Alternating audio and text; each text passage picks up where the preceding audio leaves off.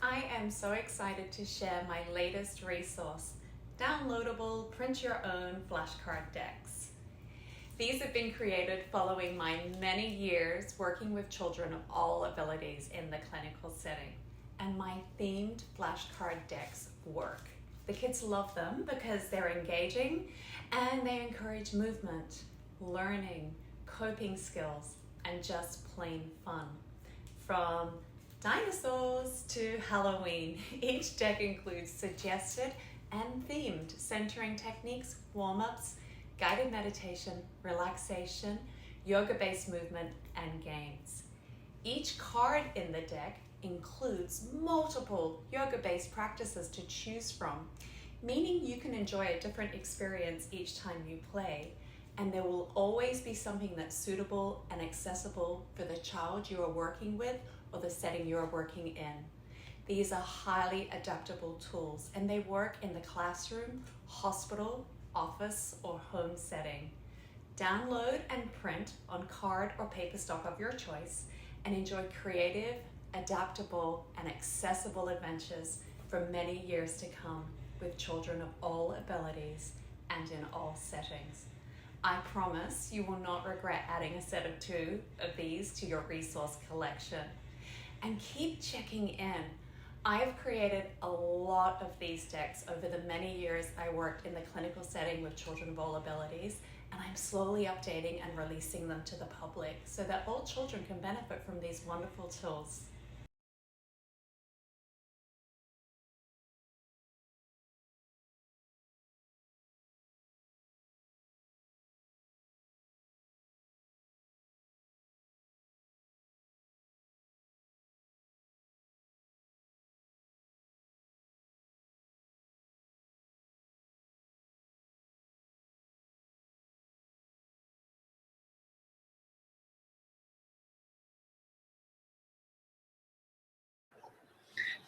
Hi, I'm Lisa Roberts from Yo-Yo Yoga School, and welcome to my movement, meditation, and mindfulness training program for pediatric professionals, educators, and parents.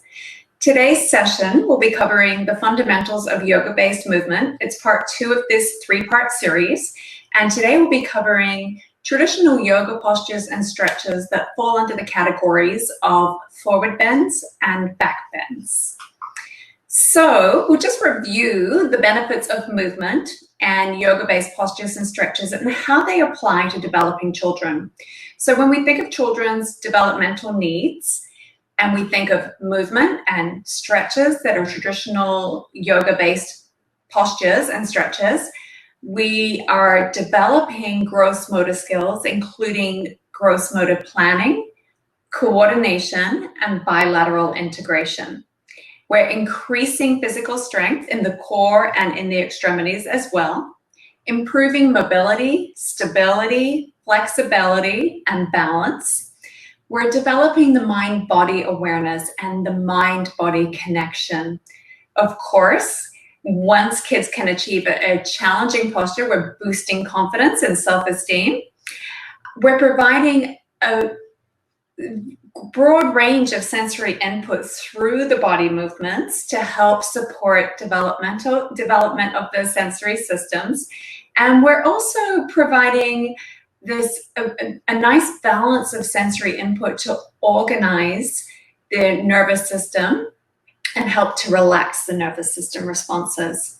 We're balancing the brain hemispheres and modulating energy flow and arousal levels. Sometimes kids are super active, and just giving them, they don't know what to do with their bodies. So by giving them a series of organized movements can really help to regulate their energy and arousal levels. So we're going to start with back bends. Back bends stretch the front side of the body. So the thighs, the groin, the chest, the belly, the shoulders. We flex, lengthen, and strengthen the spine when we're exploring back bending postures. When we're bending backwards, we're directing the attention outwardly and outside of the self. They're very uplifting and energizing as well. So we're going to begin with back bends that can be accessed from the prone position. So today we're going to explore cobra, up dog, Sphinx, locust, and bow. So we'll get started. Cobra pose. The legs are hip distance apart, all 10 toes, and the feet press into the floor. You can begin by resting the forehead on the floor, and we spread the fingers nice and wide with the hands just under the shoulders. Elbows squeeze in tight towards the body. Instead of them going to splay out like this, you want them nice and tight close to the body. On an inhale, we gently peel the chest up, gazing forward, so the cervical spine is in a nice neutral position. So we're using the muscles in the back. I'm not dumping the weight in the hands. You could actually lift the hands up in Cobra, and it's the back muscles working.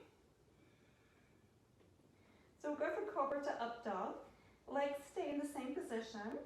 We just move the hands back so they're framing the rib cage. Again, squeeze the elbows in nice and tight. On an inhale, we still peel the chest up, press into the floor, and we come up onto the tops of the feet so the thighs aren't making contact with the floor anymore. The shoulders are away from the ears, and I gaze straight forward. Often you'll see people doing this in up dog. It's actually wrong. It's hyperextending the neck. You want to be gazing forward. And we'll slowly come on down. And then finally, Sphinx pose.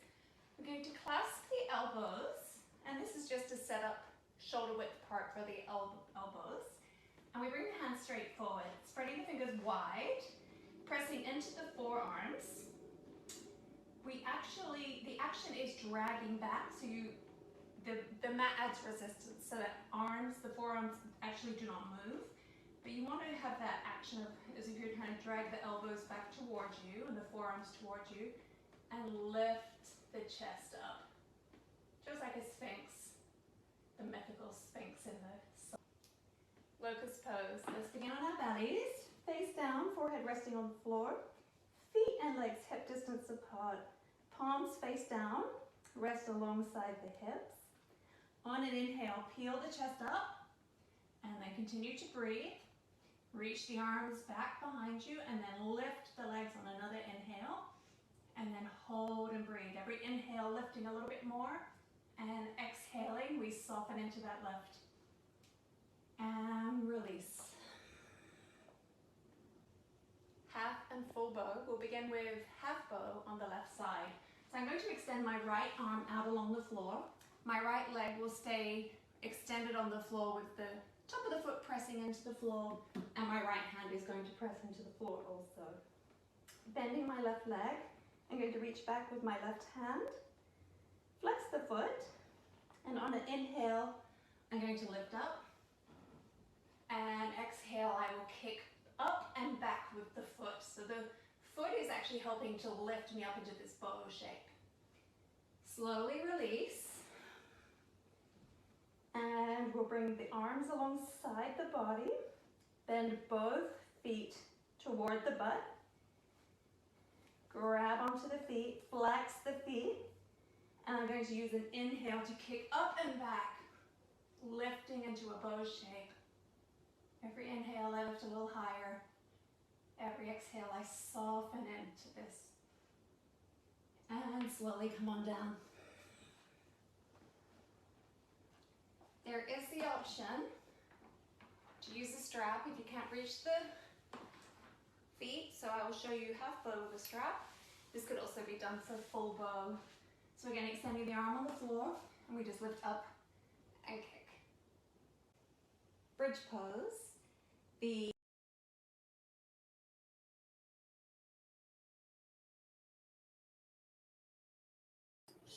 Okay, so there are prone postures, prone back bending postures. There are many more yoga postures that fall under all of the categories we'll be covering in this series.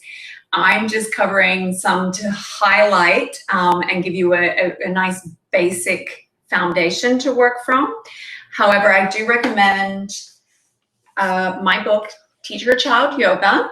That can be found on Amazon or on my website, or all major bookstores carry it. And this has a really great description of 50 yoga poses and variations of those postures, and includes developmentally appropriate adaptations for each stage of child development. So that's a very helpful tool. There's many other resources out there, so just do some research, find the ones that work for you. It's really helpful to have a book on hand that you can refer to in addition to video and visual instruction. So we'll move on to standing back bending postures. Actually, I am, because for some reason my video is in the wrong order, I'm going to jump to the supine and then we'll come back to standing, and I apologize for that. So supine, we're going to cover bridge, wheel, and fish. So we'll take a look at those right now. And the knees align with the hips, and the feet are placed about a few inches in front of the hips with the knees bent. We have the arms alongside the torso with the hands pressing into the floor around where the hips are. It's important to keep the gaze directly upward when we're going into any back bending poses. On an inhale, I'm going to press the floor away and lift my hips up toward the ceiling. And there's an option once we're here to actually tuck the shoulders under the body and clasp the hands. And then pressing into the pinky fingers, the forearms, the shoulders, and the feet. I keep lifting, pressing the floor away. There is the option, of course, just to keep the arms by the side. Inhale, lift up, and hold here without tucking the shoulders, pressing into the hands, the arms, and the feet, and the shoulders. I'm going to slowly come on down and demonstrate supported bridge. So I have a block here, and we can place the block either on the low or medium setting, and lifting the hips up, placing the block just beneath the hips. And we're doing a more supportive bridge, which is a restorative posture, where the body positioning and gravity do the work and you just get to chill out. Wheel pose. We set up just as we do for bridge, with the hips, knees, and ankles in alignment, knees bent, feet placed a few inches in front of the hips on the floor. Taking the hands, bending the elbows, we bring the hands back to frame the face. So the fingers are pointing toward the feet or the bottom of the mat. Using an inhale, we can just press up to the crown first and just find just very little weight on the crown here. And pressing the floor away with the arms, we reach up, straightening the legs, straightening the arms, pressing the chest behind us, coming into wheel pose. And to come out, we tuck the chin and very slowly with control, one vertebra at a time, place the body back down on the floor. Fish pose. So fish pose, the feet are together, toes are pointed. We prop up on the elbows and lift the hips, sliding the hands under the butt. So the hands are just underneath my hips, and I squeeze the elbows together, broaden through the chest, squeezing the shoulders together, and we gently arc back, reaching the crown toward the floor. So my crown isn't even touching the floor here. And then on the inhale, we lift up and slowly release out of the pose. So there is a supportive variation, and I'm going to demonstrate it today with a bolster. So we slide a bolster just beneath the shoulder blades. And so the armpits will align with the top of the bolster, and we just gently tilt the head back so the crown is just touching the floor.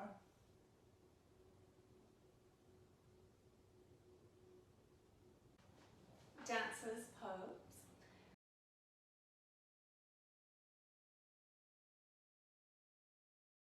There for a moment. Okay, so I just want to point out that bridge, wheel, and fish are also inversions. The heart is a little bit higher than the head. So they're not only back bends, but they're inversions as well, which we'll be exploring inversions and balancing postures next week. A lot of the yoga postures fall under more than one category. That's why I love it so much. You really get so much out of practicing mindful movement and using these yoga-based stretches in your practices. There's so many benefits that can be experienced just from a single yoga posture. So that's just something to keep in mind. While they definitely fall under the category of back bends, we're also getting the benefits of inversions as well, which we'll explore next week. So we're going to jump back to the standing postures, and today we're going to explore dancer and camel. So we'll get those going right now. We'll begin standing. And we're going to bend one leg and capture the foot and the hand. The knees will align. And we're going to press into the standing leg, pressing the floor away. So in this case, on my left side, I have the knee bent. My left shoulder is rotating outwards and my hand is holding my left foot. I'm pressing down through my right foot, and on an inhale, I'm lengthening up through the right arm. As I exhale, I'm going to kick my left foot up and back. And that starts to tip me forward. So I'm still lengthening and reaching forward with my right hand and kicking up and back with my left foot. So my left foot, when it's kicking up and back, it's like I'm trying to place the sole of the foot on the ceiling and at the same time touch the wall behind me with my toe. I'm going to turn profile and do it all again. So my right hand is coming out. I'm capturing my right foot and flexing that foot right away. So my palm is turning out, my thumb is pointing toward the wall behind me now. Knees are in line. I'm pressing into my left leg. Inhale, lengthen. And exhale, kicking up and back. So every inhale, I reach with my hand. And every exhale, I'm kicking up and back with my foot. So I'm moving the whole time. I'm lengthening and kicking at the same time. So moving the body in opposite directions and creating that bow shape. Some support options for learning dancer pose and building the flexibility in the quads as well as the balance that's required for this posture. Using a wall can be very, very helpful. So I'm going to demonstrate on my left side today. I'm going to reach my right arm up, so my hand's making contact with the wall, and I'm feeling that the wall has a good support, so it's going to support me. I'm not going to fall, so I'm not afraid. And bending the left knee, I'm capturing the left foot, flexing that foot, and here we can just begin to work on balance, having the wall as security as needed. From there, we can begin to kick up and back with the foot, starting to get the quad stretch and the back bend and the feel for that, all with the security of the wall. Another option is to use a strap. So we can hook the strap around the foot and still with the security of the wall if we're working on balance, flexing the foot. Camel pose, my knees are directly under my hips and my ankles are in line with my knees, toes are tucked, and I'm sitting up on my knees or standing on my knees. And what's really important here is that my hips and knees remain in line. I'm going to bring my hands on my low back, so the heels of my hands are just below the waist and my fingers are pointing straight down as if I'm sliding my hands into back pockets. Shoulders roll away and down, so away from the ears and sliding down the back. Take a nice easy breath in, find length, and on the exhale, I'm just going to start lifting my chest and reaching back as if I've got a big bowl behind me and I'm arcing my back over that bowl. And then I'll slowly come up, come down, hips resting on the heels to reset. Keeping the toes tucked. If that variation is comfortable, there's no pain, it's easy to breathe, we're maintaining the alignment of the hips forward, it's possible to take it to the next stage, and that's reaching the arms back with the heels tucked. So we're going to inhale, find length, start to reach back. I'm going to reach down for my heels. Notice my hips are still moving forward. My chest is lifting. I've got a nice long spine. My crown and tailbone moving away from each other. And then finally I can reach my head back.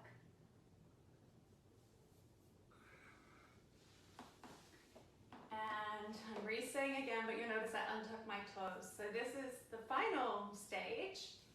And again, if you've done the previous 2 stages or offered the previous 2 stages, there's no pain, there's no cinching of the back, and the alignment is good, and the ability to breathe is still there.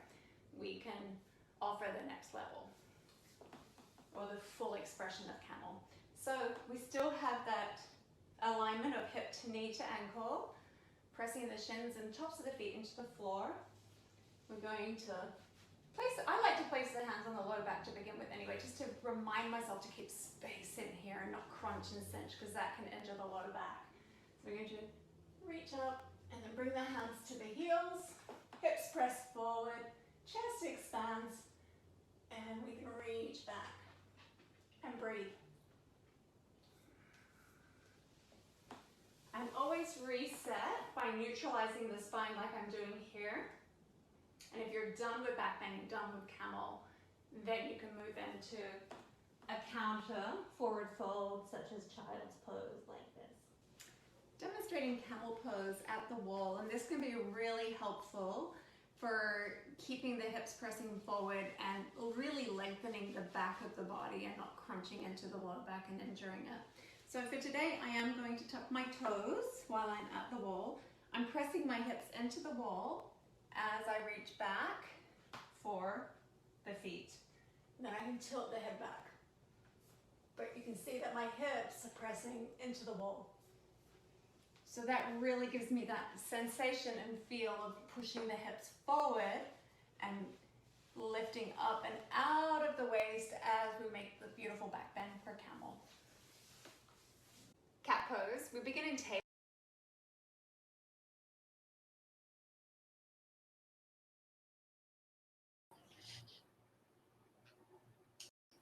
So that's our back bending postures. Just a couple of notes I want to point out that came up during those demonstrations.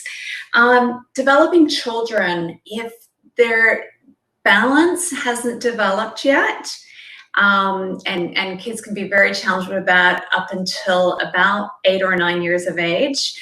And then also once the hormonal changes kick in, sometimes that can throw balance skills a little bit too.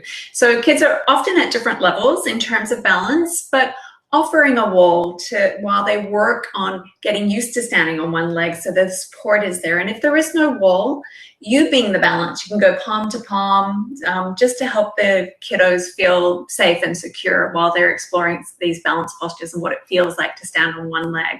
We'll go into this much deeper next week when we cover inversions and balance as well. And another point that came up during that demonstration was, can you breathe? And I just wanted to touch on that again. So breathing is so important when we're moving. It helps give us control over our body. We also, and we've discussed this in past episodes, we use the breath. We follow what's happening naturally with the breath when we stretch and move our bodies. When we breathe in, we find length and space in the body. When we breathe out, we maintain that space and length, but we relax and soften into the stretch. So we find alignment as we inhale, and then we soften into that alignment or deeper into the stretch as we let go with the exhale. But also what's happening is we're really developing that mind-body connection. We're moving mindfully, we're moving with our breath, and we're connecting our mind not only to our body movements, but to our breath, something that's also happening in our body. So we're meditating. What happens when we're stressed, so when a tension is created, perhaps we're forcing ourselves into a yoga pose and our body isn't ready, is we would activate fight or flight. And when we're in fight or flight, we breathe really shallow, or we hold our breath and we tense up. So if we're noticing we're unable to breathe in a stretch or a pose or movement or anything we're doing, then that's a signal to the body. It's like our own little personal alarm system. Hey, it's time to back off.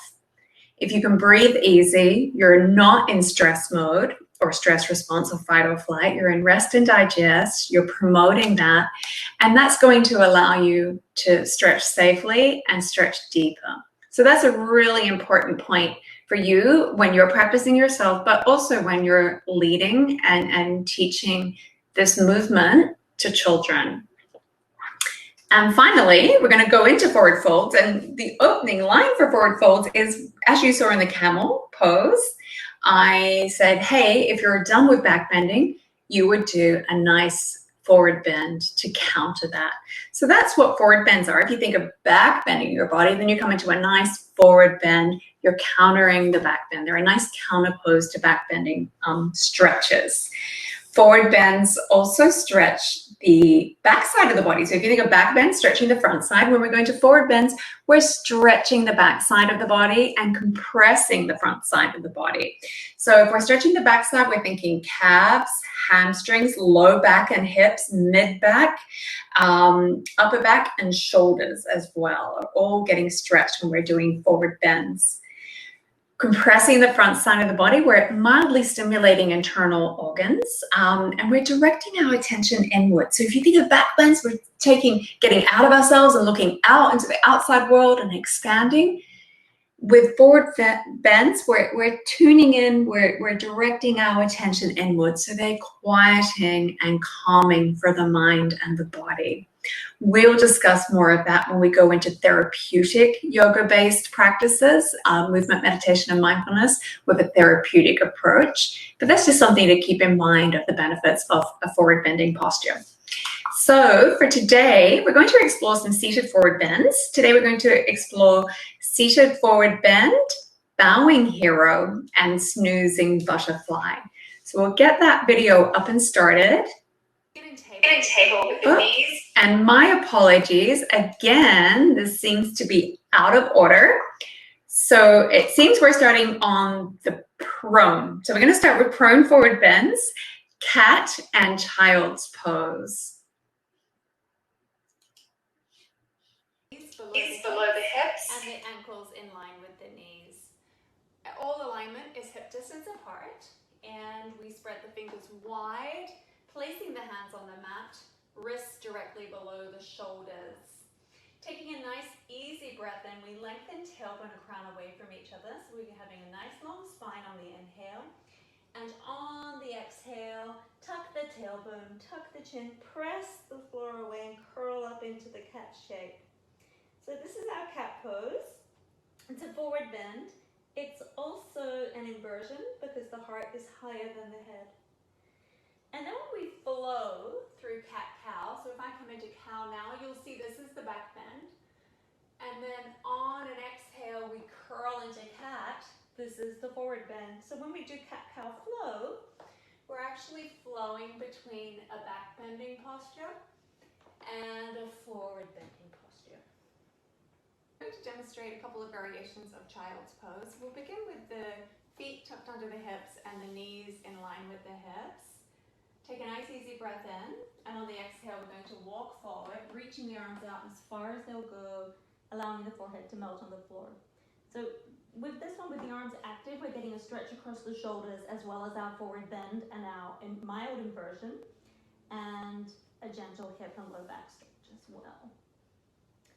And the other option is to come forward, knees and feet in the same position, but reaching the arms behind you, so palms face up, and rest alongside the feet. And this, you'll see, relaxes and melts the shoulders. Another variation is to take the knees wide, toes touching, hips still rest on the heels, and we're going to slowly walk the body forward, allowing the torso to melt and just drape down toward the floor. Forehead rests on the floor and the arms reach forward.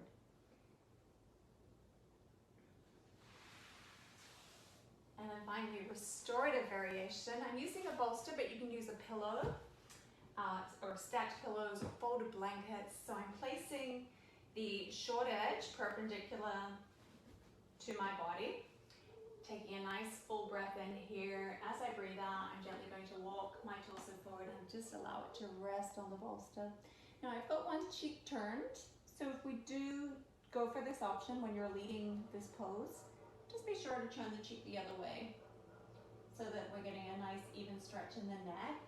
An alternative is to stack the hands and rest the forehead on the stacked hands. So we're doing reverse child's pose here, so we're on our backs.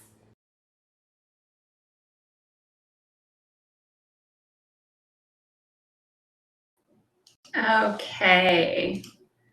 So my apologies for this being a little bit out of order, but so now we're going to do the supine, or from a reclined position, forward bend.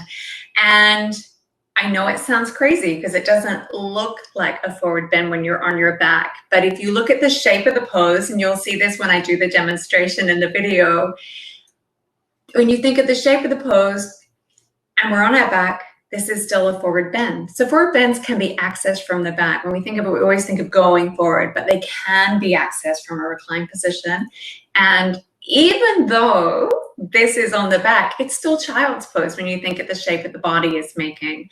So as we move into adapting movement for children of differing abilities, it just takes that time to really think outside of the box, think of the structure of the stretch or the posture, and how it can be adapted to meet that child's needs, to meet the child's mobility and flexibility and strength. So when you start thinking this way, and we're really going to explore this more as we move along in this webinar series, just to help you to start thinking outside of the box and just seeing the stretch for what it is and how it can be accessed in different ways. We are going to explore further down the track adapting these postures and movement sessions for the chair, and even to be accessed in a bed. So once you start with this thinking, you'll really begin to be able to broaden your ability to teach and adapt really beneficial movement, meditation, and mindful sessions that are inclusive for all children, regardless of their ability. So we will go over to our little demonstration of child's pose reclined. Also when relieving pose, so we're getting a nice stretch on the lower back and the hips, but if you think about it, this is the same body position as child's pose on the back. So I'm just going to rest here, gazing straight up. And then if I want to add a little core into this, I simply tuck the chin, bring the forehead to the knees. Now I'm starting to engage the core as well in this forward bending pose. We don't think of forward bends as being accessible on the back, but with a little outside of the box thinking and just seeing what the shape is, you'll see that this is a forward bend. We're stretching the back side of the body and compressing the front side.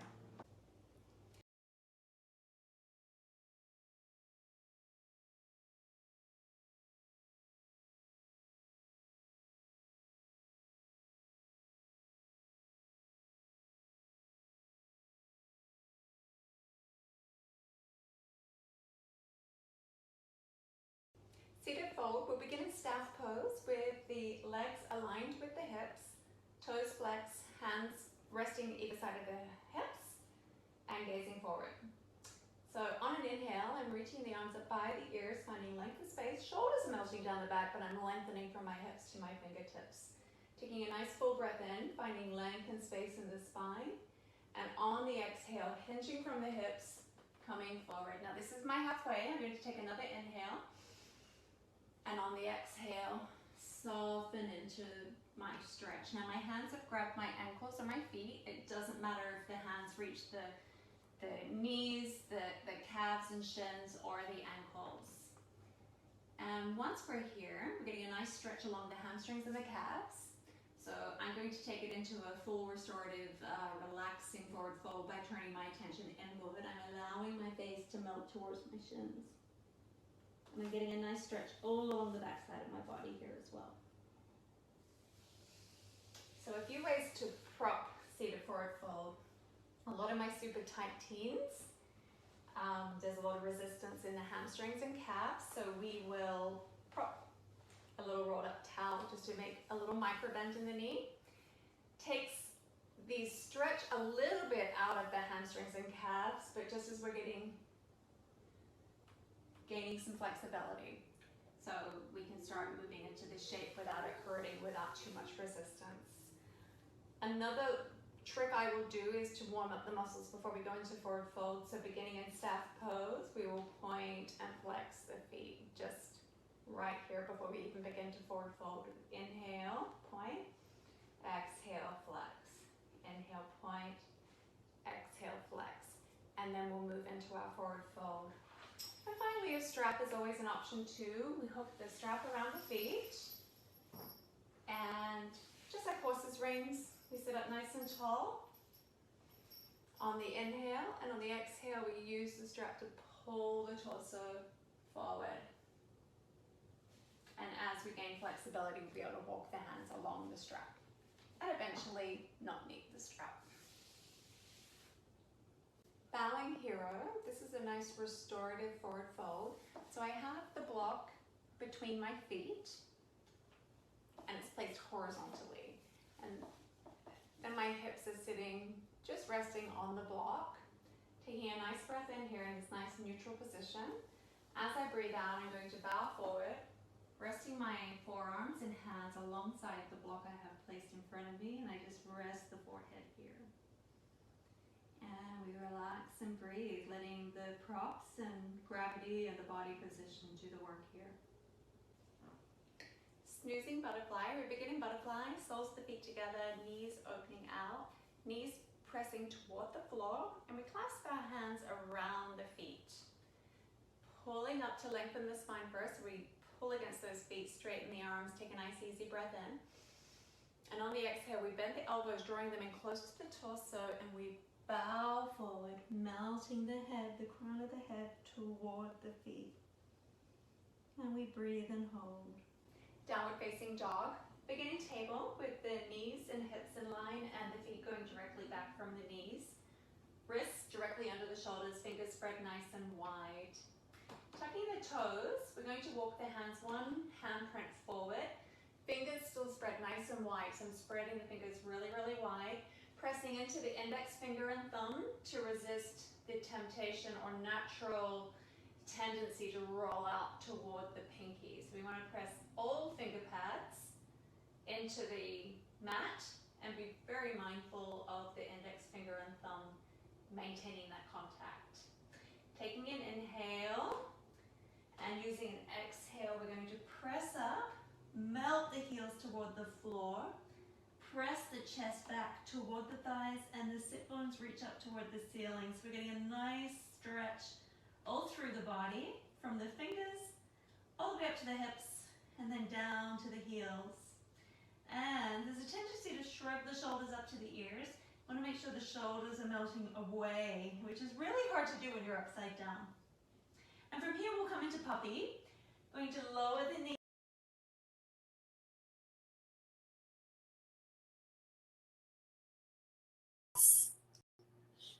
And we went into some of the standing forward bends. So a lot of the standing forward bends are also inversions to the head. The heart is higher than the head. But I just want to point a few things out that came up during the seated forward bends. And you'll notice when I cued the seated forward bend, before we did the pose, we began in staff pose. And if you remember back to the previous webinar where we explored core, basic alignment before we go into a posture is great. It's a great starting point. It means you're going to stretch safely. You're starting with good skeletal alignment. Your bones are lined up correctly, and then you can move into your stretch safely. So you're really going to be supporting whoever's doing the stretch, whether it's you or someone you're teaching, safe and with correct body alignment and supporting that development for a child, but also safe for anybody of any age to have correct alignment as they move through the posture is going to help prevent injury. But also, it helps when you are aligning correctly in any of the base starting poses. So when we think of base starting poses, staff pose is for seated, mountain pose for standing, reclined mountain pose when you are supine, and then from a prone position, table. So all of those, when you are aligned correctly in those starting point postures, you're also just from that correct alignment in those starting base postures, you are having natural core engagement too. So you're supporting the core and the trunk as you move into the poses. So that's very, very important. Now, you'll notice in those, in a lot of these demonstrations, I'm using props. So just a reminder, if you don't have a strap, you can use a belt, you can use a towel, you can use the PT rubber bands. If you don't have blocks, you could use books, you could use folded small firm cushions. If you don't have a bolster, you can use pillows, folded blankets, folded towels. So there are lots of options. You don't need fancy yoga equipment to access yoga-based movement stretches or postures or movement as well. So we'll take a look at standing forward bends. As I mentioned, a lot of standing forward bends you will see are also inversions. Put the knees down to the floor, keep it tucked, and send the hips back, walking the hands forward, and just letting the chest soften between the arms. So this is puppy. This is a variation of down dog. Forward fold. We're going to begin with the feet hip distance apart, and we'll take a nice easy breath in, reach up. Keeping a long spine, we're going to bow forward. You can take a bend in the knees as needed. And once we're in forward fold, we want to be pressing through the feet, sit bones reaching up toward the ceiling as the crown melts toward the floor. And the arms can just dangle like empty coat sleeves, or we can take opposite hand to opposite elbow and just dangle here. So everything from the hips forward is just melting and softening. And we're getting a nice deep stretch up the back of the legs from the calves all the way through the hamstrings. And again, a little micro bend in the knees is an option. Wide leg forward fold. My feet are spaced a little wider than my shoulders. Feet are parallel with the short edges of the mat, with the toes just ever so slightly turned in. Going to reach the arms out to either side at shoulder height. Shoulders are relaxed down the back. Take a nice easy breath in, find length and space. Maintaining that length and space, we're going to exhale and just come halfway. Realign here, lengthening the tailbone and crown away from each other. Easy breath in. And then using the exhale, folding forward. The hands can land on the floor, grabbing the outer edges of the ankles if that's available. Or we can reach opposite hand to opposite elbow. Sit bones move up toward the ceiling as the crown melts toward the floor. And we're getting a nice stretch all the way up the back of the legs here. Again, a little micro bend in the knees is an option if it's needed. And then to come out of this, we're going to bring the hands to the hips. Inhale, come halfway. Take a breath out here. And then use the inhale, press the floor away. So we're pushing down through the feet is the action. The reaction is the torso is floating back up to standing. Now, wide leg forward fold, just like regular forward fold, can be practiced seated. So I'm going to come down on the butt, take the legs wide, flex the toes, and today I'm going to demonstrate a restorative wide leg forward fold. So there is the option to go straight forward with the arms out, but today I'm going to make a little ramp using blocks for my bolster. And so this is a more restorative variation. Toes are flexed, so we're still getting a nice stretch along the back of the legs. Taking a breath in here. As I breathe out, I'm just going to walk my hands forward until my torso rests on the bolster. So upper body's resting and being supported, but I'm still getting that nice stretch along the back of my legs. Of course, here in the seated variation, there is always the option to prop under the knees with some folded towels if the stretch is too intense while we learn and create and build that flexibility in the hamstrings and the calves.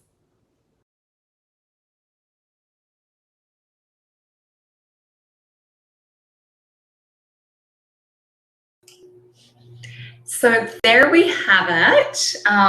That's forward bends and back bending postures. And I hope you join me next week, May 26th. We'll be covering part 3, inversions and balancing postures. In the meantime, if you have any questions, I'm going to open it up to questions in just a moment. But if they crop up later in the week as you're exploring some of these postures, feel free to reach out via email.